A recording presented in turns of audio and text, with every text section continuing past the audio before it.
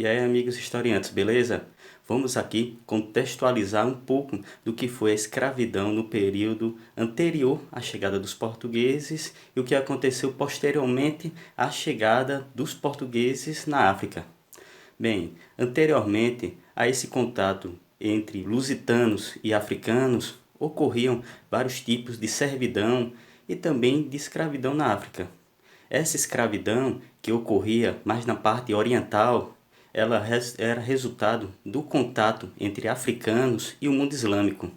Só que essa escravidão dos africanos inseridos nesse mundo islâmico não era uma escravidão de escravo-objeto, ou seja, do escravo que ele deixava de ter totalmente sua personalidade e virava apenas um objeto do seu senhor.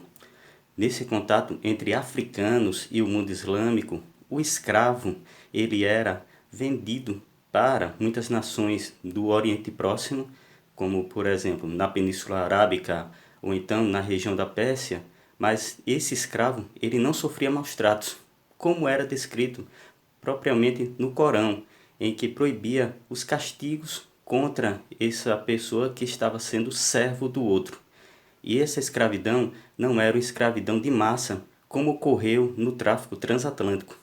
Esses árabes, essas pessoas do mundo muçulmano, procuravam mais especialistas, como por exemplo, músicos, construtores, escribas, pessoas que tivessem boa especialidade em várias áreas para servi-los como escravos.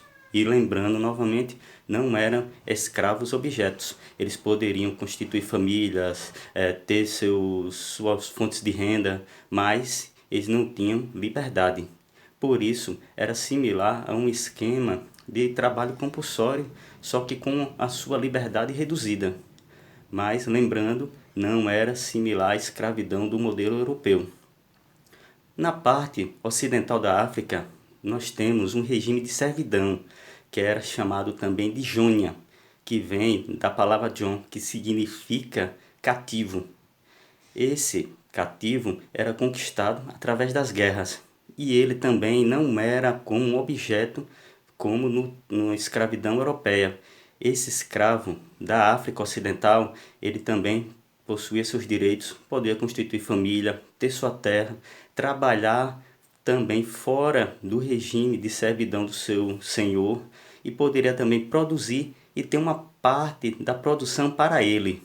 Ou seja, era mais um regime de servidão do que um regime de escravidão plena. Esse regime de escravidão, como no modelo que nós conhecemos no tráfico transatlântico, começou a acontecer exatamente já no período do contato entre esses povos com o mundo europeu. Os portugueses, no final do século XV, começaram a fazer investidas contra o litoral africano. Só que eram investidas muito complicadas, pois os portugueses sofriam derrotas e as vitórias não eram muito vantajosas. E nessas vitórias os portugueses começaram a capturar os primeiros cativos africanos para o regime de escravidão. Logicamente, os portugueses, ao perceberem que essas investidas contra o litoral para saquear e capturar pessoas para escravidão não estava sendo vantajoso. Então, eles passaram a utilizar da diplomacia com os reinos da África.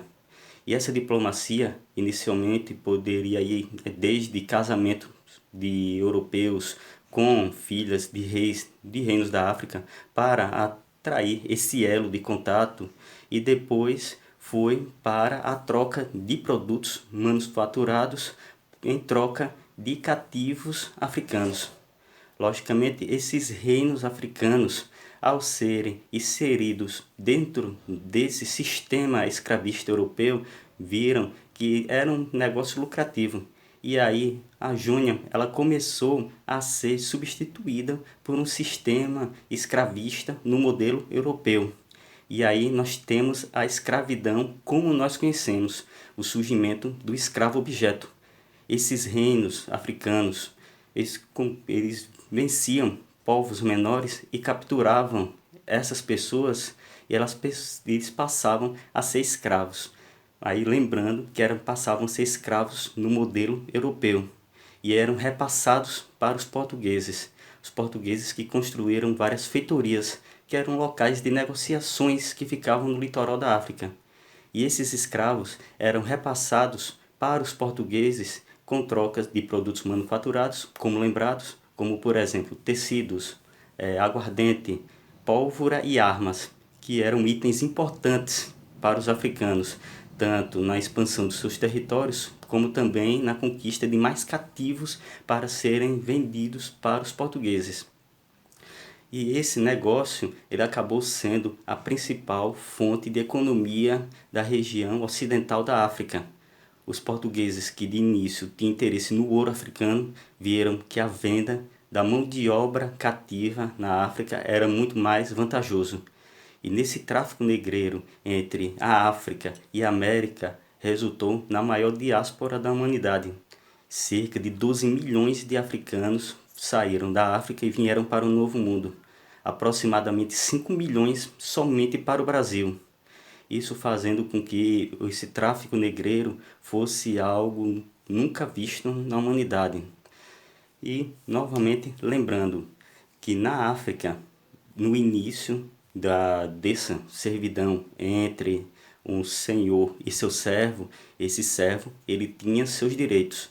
Ele passa a ser apenas um escravo objeto somente com o início desse contato com os europeus, já que os europeus forneciam esses bens para os africanos que acabavam sendo algo vantajoso e instigava exatamente essa conquista de outros povos.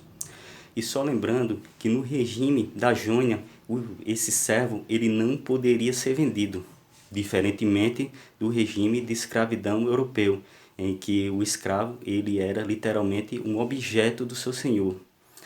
Bem, nós temos aqui essa pequena exposição sobre o que foi a escravidão na África e espero que vocês tenham compreendido. Na África havia regimes de servidão. O regime de escravidão que ocorreu no Oriente não era um regime de venda de pessoas em massa como no tráfico negreiro. O regime de escravidão do Oriente era de pessoas especialistas que não sofriam maus tratos e eram vendidos para seus senhores e continuavam com seus direitos. O regime do Ocidente era um regime de servidão, em que o cativo ele poderia constituir família, ter terra e tinha direito à parte da produção. O regime de escravidão europeu, sim, esse era um regime que o escravo virava um objeto. Beleza, pessoal?